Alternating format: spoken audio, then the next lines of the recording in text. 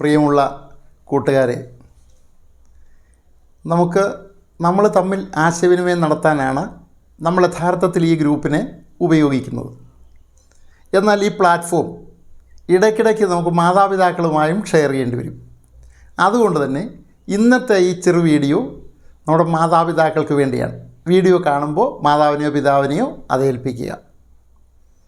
ഞാൻ സൂചിപ്പിക്കാൻ ഉദ്ദേശിക്കുന്ന വിഷയം, നമ്മുടെ മാതാപിതാക്കൾ കുഞ്ഞുങ്ങളുടെ മുമ്പിൽ പല വേഷങ്ങൾ കെട്ടേണ്ടി വരും.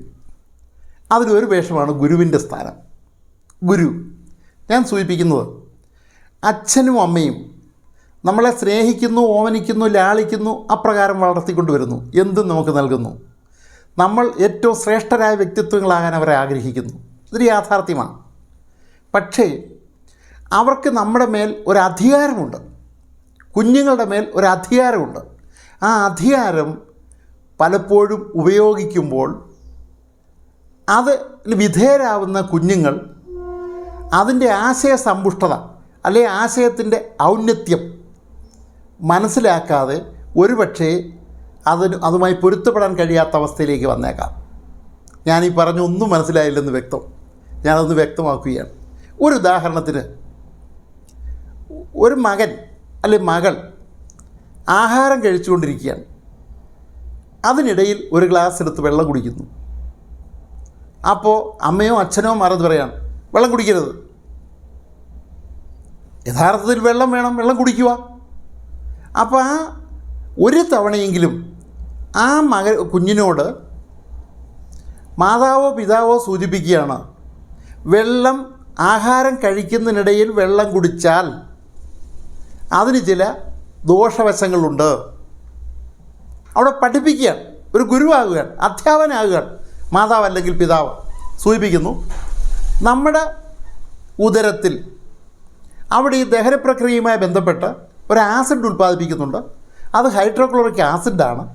ആ ആസിഡ് നമ്മൾ ചവച്ചരച്ച് കുഴമ്പ് രൂപത്തിലായി താഴേക്ക് ചെല്ലുന്ന ആഹാരത്തെ ആസിഡിഫൈ ചെയ്യുന്ന സാഹചര്യം ഉണ്ടാവും. അപ്പോൾ ദഹനപ്രക്രിയയെ ഉത്തേജിപ്പിക്കേണ്ടത് അനിവാര്യമാണ്. പക്ഷേ നമ്മൾ അതിനോടൊപ്പം വെള്ളം കുടിച്ച് കഴിയുമ്പോൾ ആ ആസിഡ് ഡൈല്യൂട്ടായി പോകുന്നു. അതുകൊണ്ട് തന്നെ നമ്മൾ കഴിച്ച ആഹാരത്തിൻ്റെ യഥാർത്ഥ ഗുണവശങ്ങൾ അനുഭവിക്കാൻ കഴിയുന്നില്ല. ഇതൊരു വസ്തുതയാണ്.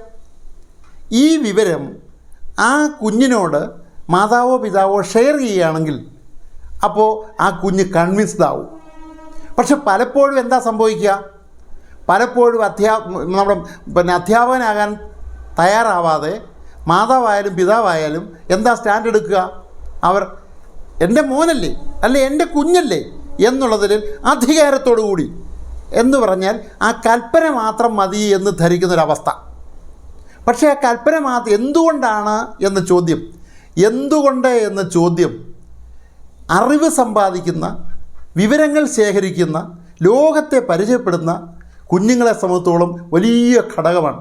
അവരതറിയാൻ ആഗ്രഹിക്കുന്നു. അതറിയാതെ വെള്ളം കുടിക്കരുത് എന്ന് പറഞ്ഞാൽ അതിനൊരു കാരണമുണ്ടാവും. അതെന്താ കാരണം എന്നത് സംബന്ധിച്ച് ആ കുഞ്ഞറിയുന്നില്ല. അതുകൊണ്ട് തന്നെ അതനുസരിക്കാനുള്ള ഒരു സ്വാഭാവികത പലപ്പോഴും കുറഞ്ഞെന്ന് വരും. അതുപോലെ ഓരോ വിഷയങ്ങളിലും, ഞാൻ ആ മറ്റുദാഹരണങ്ങളേക്കൊന്നും പറയുന്നില്ല, നമ്മൾ ഓരോ വിഷയങ്ങളും കുഞ്ഞുങ്ങളോട് പറയുമ്പോൾ കുഞ്ഞുങ്ങളുടെ അധികാരം ഉപയോഗിക്കുകയാണ്. ആ അധികാരം എന്ന് പറയുന്നത് ഞാൻ അച്ഛനാണ്, ഞാൻ അമ്മയാണ് എന്ന് പറയുന്ന അധികാരം ഉപയോഗിക്കുന്നതിന് പകരം ഏത് വിഷയത്തെക്കുറിച്ച് സംസാരിക്കുമ്പോഴും ഒരു 1-2 തവണകളിലെങ്കിലും നമ്മുടെ സ്വന്തം കുഞ്ഞിനോട് ഒരു അധ്യാപകൻ്റെ റോൾ എടുത്താൽ, അല്ലെങ്കിൽ ഒരു അധ്യാപികയുടെ റോൾ എടുത്താൽ, ഒരു ഗുരുവിൻ്റെ റോൾ എടുത്താൽ അത് കാരണകാര്യ സഹിതം വിശദീകരിക്കാൻ പറ്റും. അപ്പോഴാ കുഞ്ഞ് സ്വാഭാവികമായും അതിനോട് പൊരുത്തപ്പെടുകയാണ്. ആഹാരം കഴിക്കുന്നു, കൈ കഴുകിയില്ല, കൈ കഴുകാതെ വന്ന ആഹാരം കഴിക്കുന്ന സാഹചര്യം ഉണ്ടായത്. ഉടനെ എൻ്റെ കാരണം വിശദീകരിച്ചു, എന്താണ് കാരണം എന്ന് വിശദീകരിച്ചു. അതുപോലെ തന്നെ ഒരു ആപ്പിൾ വന്നു, വാങ്ങിച്ചോണ്ട് വന്നേ ഉള്ളൂ, വീട്ടിൽ വന്നപ്പോൾ അത് കണ്ടപ്പോൾ മകനെടുത്ത് കടിച്ച് എന്താ അത് കടിച്ചതിന് വഴക്ക് പറയുന്നതിന് പകരം ആ ആപ്പിൾ അതിൻ്റെ പുറത്ത് കേടാവാതിരിക്കാൻ പല സാധനങ്ങൾ ചേർക്കുമെന്നും ഒരു വാക്സ് പോലും എൻ്റെ മണ്ടയ്ക്കുണ്ടെന്നും അതുകൊണ്ട് തന്നെ അത് കളഞ്ഞതിന് ശേഷം ചെയ്തില്ലെങ്കിൽ ഈ ആപ്പിൾ കഴിക്കുന്നതിനേക്കാൾ ഗുരുതരമായ വിപത്ത് വലിച്ചു വെക്കുമെന്നും ആ ഒരു തവണ അല്ലെങ്കിൽ 2 തവണ ആ കുഞ്ഞിനോട് പറയണം. അപ്പോൾ പിന്നെ അത് ചെയ്യത്തില്ല. ഇതുപോലെ ഓരോ വിഷയങ്ങളും കാര്യകാരണ സഹിതം വിശദീകരിക്കാൻ തയ്യാറാവുന്ന ഒരു ഗുരുവായി യഥാർത്ഥത്തിൽ മാതാവോ പിതാവോ മാറേണ്ടതുണ്ട്. മാറാത്ത ഇടങ്ങളിൽ അത് മാറി വന്നാൽ തീർച്ചയായും അച്ഛനെയും അമ്മയെയും നിഷേധിക്കുന്ന അവസ്ഥയിലേക്ക് കുഞ്ഞുങ്ങൾ എത്തിച്ചേരുന്ന ഗുരുതരമായ അവസ്ഥ ഒഴിവാക്കിയെടുക്കാൻ കഴിയും. അപ്പോൾ അധികാരം ഉപയോഗിക്കുന്നത് ഇവിടെയല്ല, അതിന് പകരം ഗുരുവിൻ്റെ സ്ഥാനമാണ്. പല റോളുകൾ എടുക്കും. ആ റോളുകളെക്കുറിച്ചൊക്കെ നമുക്ക് പിന്നീട് കാര്യങ്ങളെക്കുറിച്ച് നമുക്ക് സൂചിപ്പിക്കാം. ഒരു മാതാവോ പിതാവോ എടുക്കുന്ന റോളുകൾ എന്തൊക്കെയാണ് എന്നത് സംബന്ധിച്ച് മഹാവിഷ്ണു 10 വിധത്തിൽ 10 അവതാരമായി എന്ന് പറയുന്നത് പോലെ 10 സ്വഭാവത്തിലാണ്, 10 ആവശ്യങ്ങളാണ് എന്ന് പറയുന്നത് പോലെ ഒരു മാതാവായാലും പിതാവായാലും ആ കുഞ്ഞിനെ ഇന്നത്തെ സമൂഹത്തിൽ ജീവിക്കാൻ തക്ക ശ്രേഷ്ഠമായൊരു വ്യക്തിത്വമായി ചിട്ടപ്പെടുത്തിക്കൊണ്ടുവരുന്നതിൽ ഏറ്റവും പരമപ്രധാനമാണ് അധ്യാപകൻ്റെ റോള് ഈ മാതാവോ പിതാവോ എടുക്കുക. ഈ കാര്യം സൂചിപ്പിക്കാൻ വേണ്ടിയാണ് ഈ ചെറിയ വീഡിയോ. ഇത് മാതാവിനെയോ പിതാവിനെയോ ഏൽപ്പിക്കുക.